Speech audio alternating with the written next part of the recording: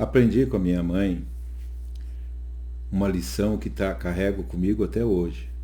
Minha mãe foi funcionária de uma farmácia que as pessoas com mais de 70 anos devem lembrar que era a farmácia do seu Alemão aqui em Lages. Um farmacêutico muito conceituado, conhecido. E a minha mãe era balconista nessa farmácia. E eu via sempre o seu Alemão, cujo nome eu nunca soube, as pessoas perguntarem, mas seu Alemão, ele receitava determinado remédio, esse remédio vai funcionar? Vai me curar? Ele dizia, olha, se você tomar com fé, vai, senão não.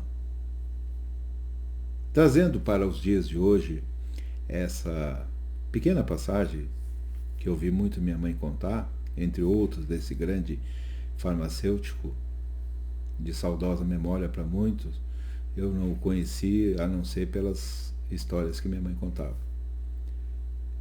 Trazendo para os dias de hoje essa colocação, essa frase, eu consigo perguntar o seguinte: o que está havendo que está todo mundo entrando em parafuso porque perderam a fé?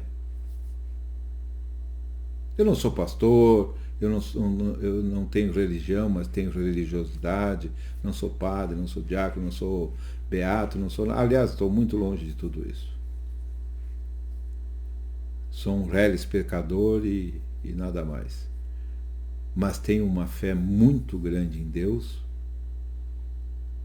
Acredito muito que existem espíritos de luz que nos ajudam na caminhada por esse plano, como também existem espíritos sem luz que também vêm nos atrapalhar e tentar nos impedir, seja por ignorância, seja por qualquer outro motivo, seja por raiva, por ódio, por maldade. Eu enfrento a pandemia do coronavírus com a fé à minha frente, o meu escudo, a minha máscara. Acredito tanto que sigo as recomendações, que as únicas recomendações que são ditas por todos os órgãos, desde a OMS até a Secretaria Municipal de Saúde de Lages, que é usar a máscara, porque isso, não só para o Covid-19, eu acho que isso devia ser uma prática. Para nós que passamos muito frio aqui e pegamos muitas gripes, muitos resfriados. Fiz a vacina contra a tetravalente, contra a gripe do influenza, contra o vírus do influenza, e creio que estou protegido a partir do momento que tudo que eu faço com fé, acreditando que dará certo. Não adianta usar máscara, lavar a mão 10 vezes por dia, passar álcool em tudo, se você não estiver fazendo isso, crente que é a melhor solução e que vai te proteger. Porque, infelizmente, essa guerra travada na imprensa e a falta de controle emocional em alguns momentos do presidente Bolsonaro, que eu torno a dizer, é um homem de bem, é um homem que quer o bem do Brasil, mas que aceita muito fácil provocações. E nessa guerra nós ficamos no meio. Uns dizem que é isso, outros dizem que é aquilo, isso sem contar com esses espíritos malignos, orientados por outros espíritos malignos, que ficam plantando fake news a todo instante nas redes sociais. Eu fico admirado como um ser humano tem a capacidade de colocar que foi encontrada uma cura, de colocar que foram mortos muitas pessoas, que vão morrer muitas pessoas. O pico, o próprio ministro aí da Saúde disse que o pico seria a partir de 6 de abril, nós estamos no dia 14, agora é em maio, depois é em junho. Ele não sabe o que ele está dizendo. Não sabe, eu digo, reafirmo, não sabe. O que ele está dizendo é baseado num empirismo dele, mas que não tem nenhum apoio de pesquisas científicas para dizer realmente quando é que vai ser o pico. Isso é em primeiro lugar.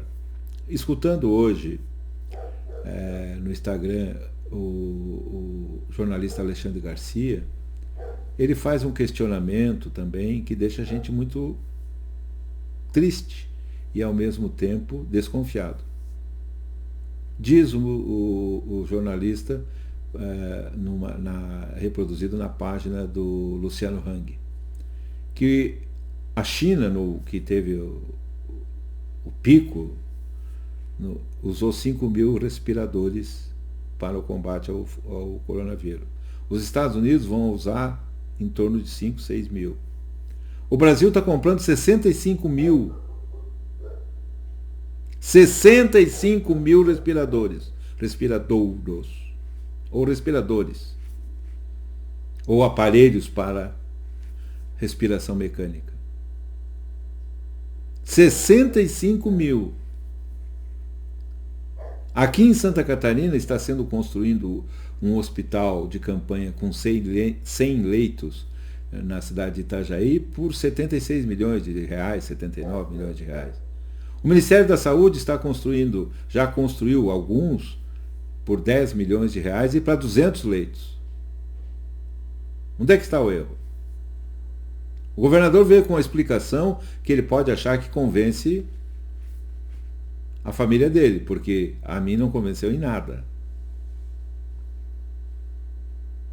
Lages tem um hospital que já devia estar todo aparelhado e com pessoal preparado para uma possível crise de leitos e leitos de UTI.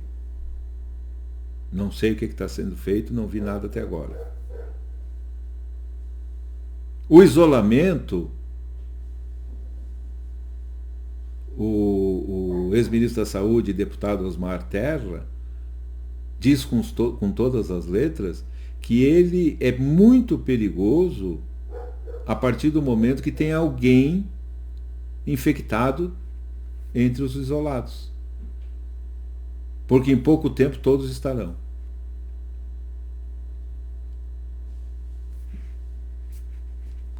E assim por diante. O Dr. Anthony Wong diz outra coisa. Um médico de um hospital do Rio de Janeiro publicou nas redes sociais, aí creio que todo mundo viu,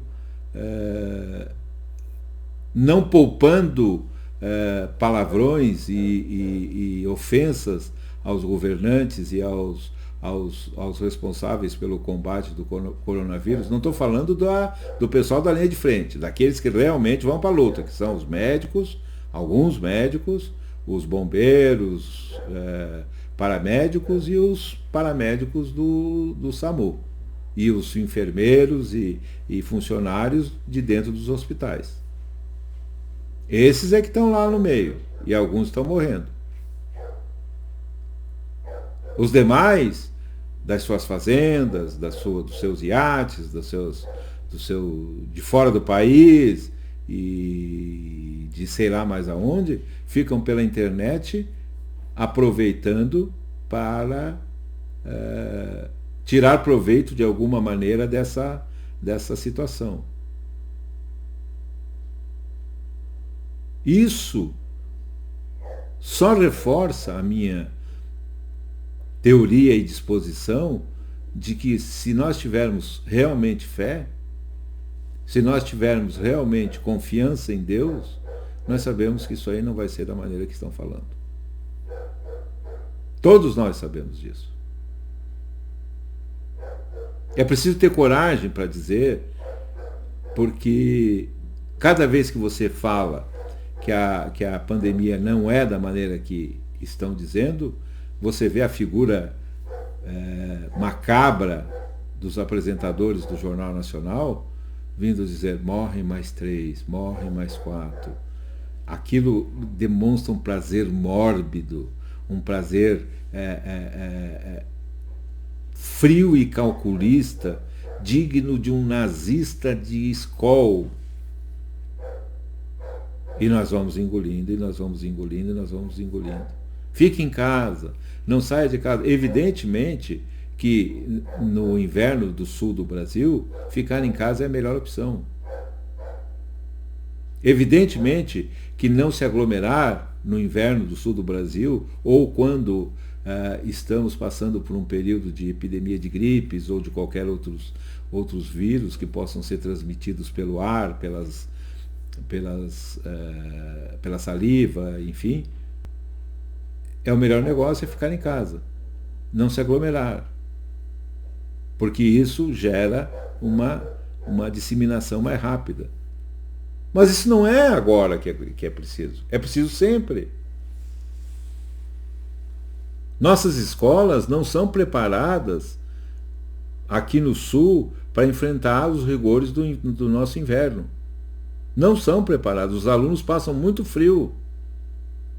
Claro que deve haver uma ou outra aí, eu falo das escolas públicas. E algumas particulares também não estão preparadas, devidamente projetadas para impedir a entrada do frio, para que as salas se tornem confortáveis e agradáveis para que os alunos possam aprender com tranquilidade, os professores ensinar com tranquilidade e com conforto, não são projetadas para isso.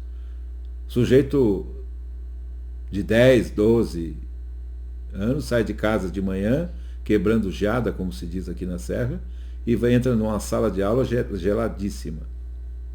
Alguns lugares eles botam o ar-condicionado, mas não é o meio correto de se manter uma sala devidamente aquecida.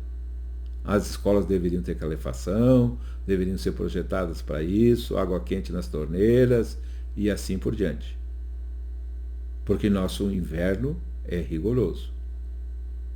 Do mesmo modo, no norte, nordeste, no centro-oeste, nas regiões mais quentes do país, as escolas têm que ser preparadas para que os alunos tenham um conforto de não morrer de calor, de não passar calor exageradamente. E é o que acontece. Claro, não naquelas escolas escolas que são embaixo de uma árvore ou que são só feitas com uma cobertura em cima, aquelas escolas que heróis tentam ensinar as crianças pobres e abandonadas desse Brasil, principalmente nas regiões norte e nordeste. Nessas escolas o tempo é que é o climatizador. Então, até agora não veio nada de novo. Começam a aparecer as velhas manias, as velhas práticas políticas e corruptas que estão conosco desde sempre.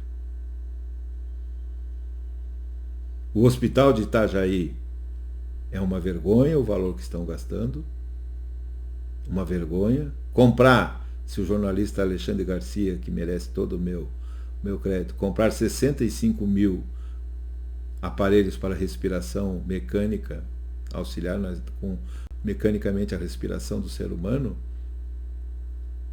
vai ser muito bom ao longo dos anos, ao longo do tempo, para que realmente tenhamos UTIs e aparelhadas para atender todo tipo de doença. Mas para o Covid-19, 65 mil é um exagero. É mais que um exagero. Beira a picaretagem. Estou reproduzindo aqui as palavras do Alexandre Garcia, com as quais eu concordo. O que mais que vamos descobrir durante esse período aí? Está todo mundo mandando e desmandando nas verbas públicas pelo decreto de calamidade pública do Covid. Governadores resolveram parar tudo e não me engano porque é para poder arrumar a casa. É para poder tapar o furo. A nós cabe usar máscaras, lavarmos as mãos e ter fé em Deus. Porque isso vai passar, vai ficar na história e espero que o mundo melhore. E pelo amor de Deus, né? Tem gente se matando. Não estão divulgando, mas tem gente se matando. Desesperado com o confinamento, desesperado de medo de sofrer com as doenças. Se algum dia descobrirem que isso não era necessário, a coisa vai ficar muito feia para esses cidadãos. Pode ter certeza. Eu tenho fé, espero que vocês tenham fé e acreditem no Deus que nos protege e que nos ajuda. E nós vamos fazer a nossa parte e vamos passar por isso. Quanto aos senhores políticos, principalmente esses vagabundos que ficaram nos últimos 30 e poucos anos no governo, roubando, como ficou provado na Operação Lava Jato, desviando bilhões de reais da Petrobras, bilhões de reais de várias empresas estatais, quebraram fundos de pensão, de pensões como dos Correios, como o do Banco do Brasil, que ficou meio, cortaram direitos desses trabalhadores que pagaram para ter um complemento nas suas aposentadorias, cortaram os direitos de trabalhadores para poder endireitar o Brasil, exigindo sacrifício, tudo bem, todos vamos nos sacrificar, mas queremos fazer isso baseados na verdade.